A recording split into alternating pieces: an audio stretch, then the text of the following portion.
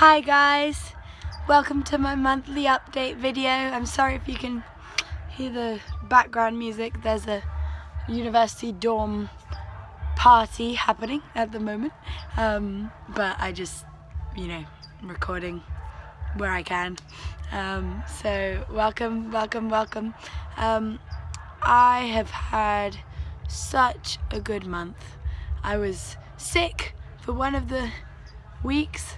I got the cold that was going around school, but it's been an amazing month, and it's actually the last month that I'm here for first year.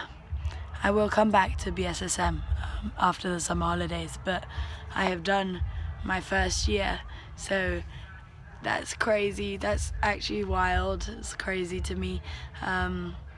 It's been such a good month, and I have so many things that I could share with you guys, because I think that's what life as Jesus is like. You just keep learning and growing, and it's really beautiful. But when I was asking Jesus what he wanted me to talk about, I felt like he wanted me to talk about being uncomfortable for him, and here's me just making myself more comfortable.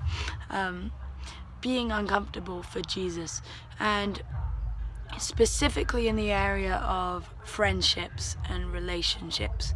And we read this really good book at school that talks about loving, and it's by Danny Silk, and there's this one topic that he addresses about boundaries, and how it's really important to know how to set boundaries in relationships, so that you don't love someone else before loving yourself, and how you actually have to make sure that you are saying yes to what you want to say yes to, and saying no to what you want to say no to.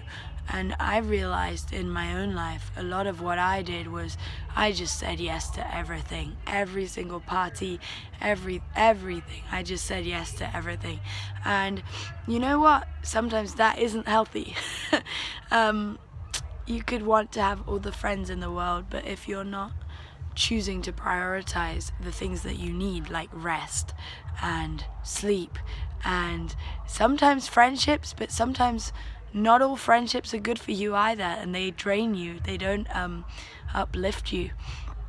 And so sometimes you need to make sure you're loving yourself before you start loving others, because you can't give what you don't have. If you're not loving yourself, you will find it very hard to be intentional with other people.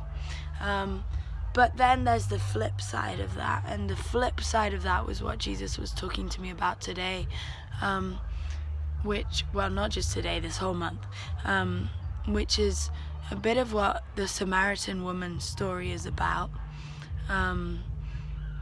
where Jesus stops for the one that no one else stops for.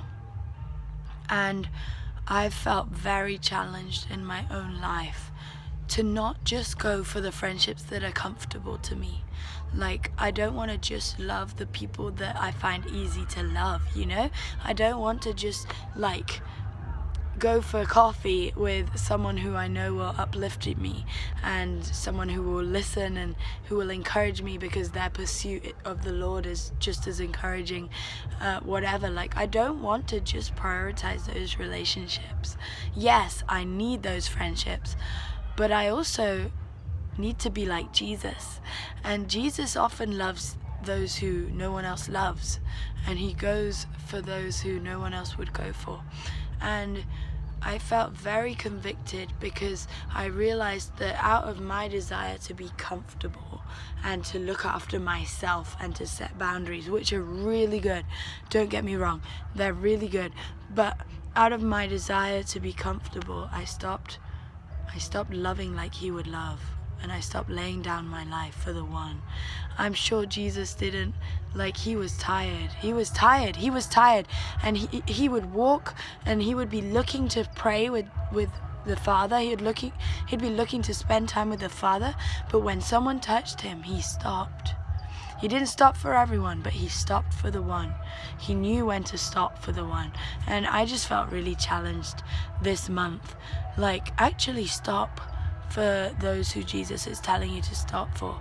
Don't be that, like, self-focused that you can't listen to what other people need.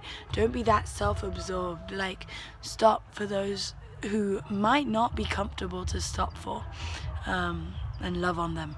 And that's what I learned, one of the many things. I can't wait to see you guys. I'm planning my summer holidays and I'll see some of you, so that will be really lovely. Looking forward to that. Looking forward to visiting Ecuador, my family there, England, and the Netherlands. I'm going to the Awakening Europe conference, which will be awesome. And I'm visiting Stephen and his family, my boyfriend, for those of you who didn't know. So that'll be amazing.